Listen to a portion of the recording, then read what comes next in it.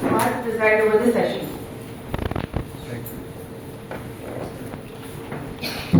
Thank you. Thank you, sir.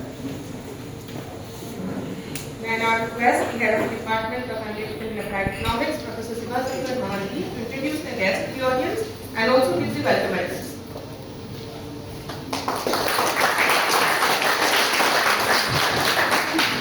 Thank you very much, Madam.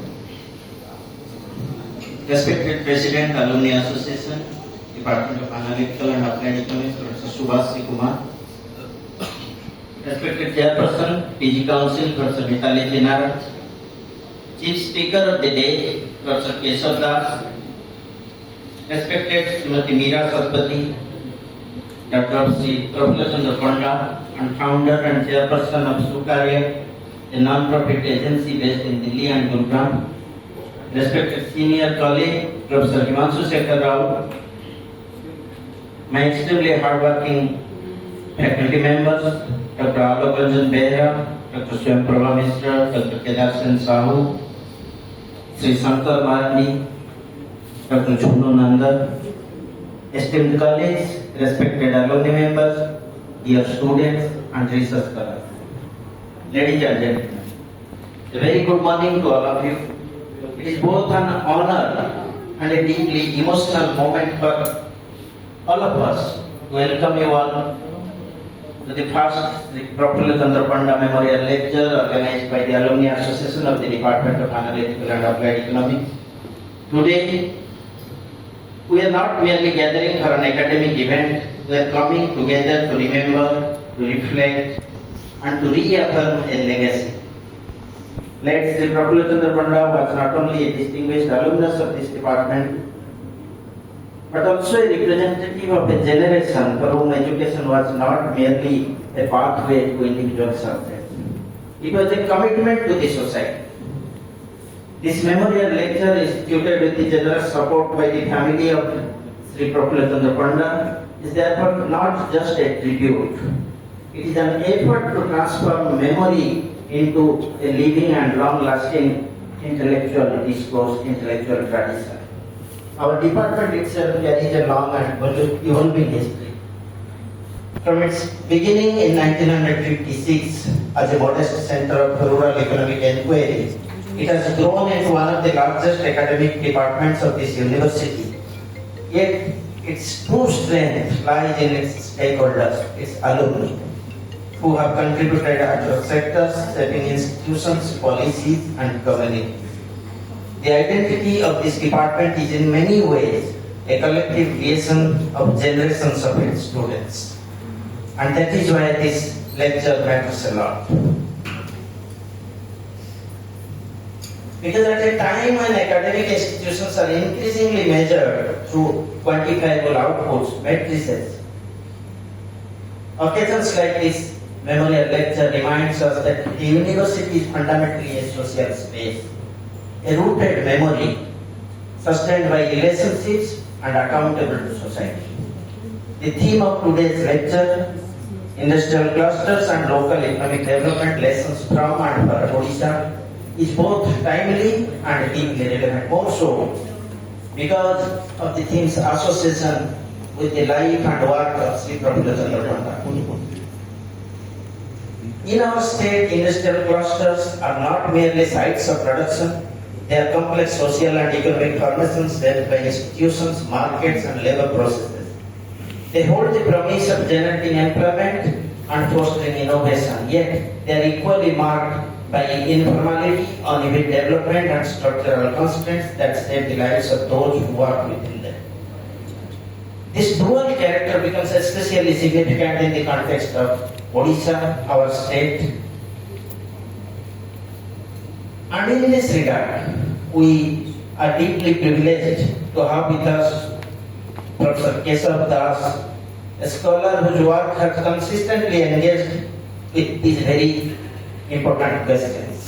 Professor Das brings with him a rare combination of rigorous scholarship and deep engagement with policy and practice, currently associated with leading institutions like IHD, ISID, He has also served as a professor at the Gujarat Institute of Development Research and formerly a dean at KIT University.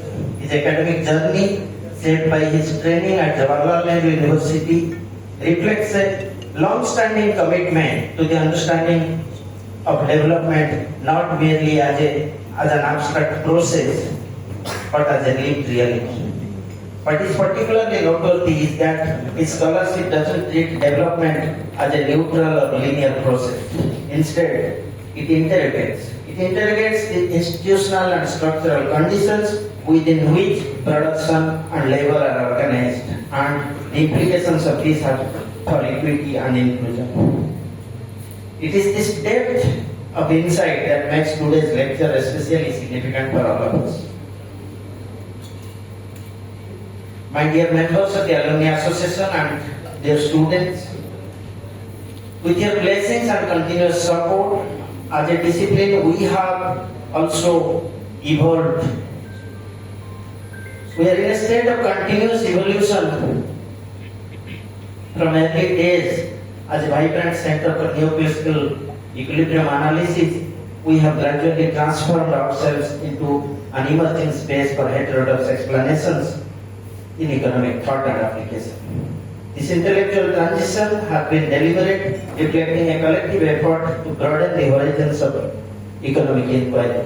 In this journey, we remain deeply indebted to the pioneering vision of our senior faculty members, Professor Himanshu Shekhar Rao, who has been very effective in shaping the department's identity as a thinking space, especially with sectoral outcomes, particularly in education and health, within the broader framework of economic understanding. Many of our colleagues are consistently in search of ideas.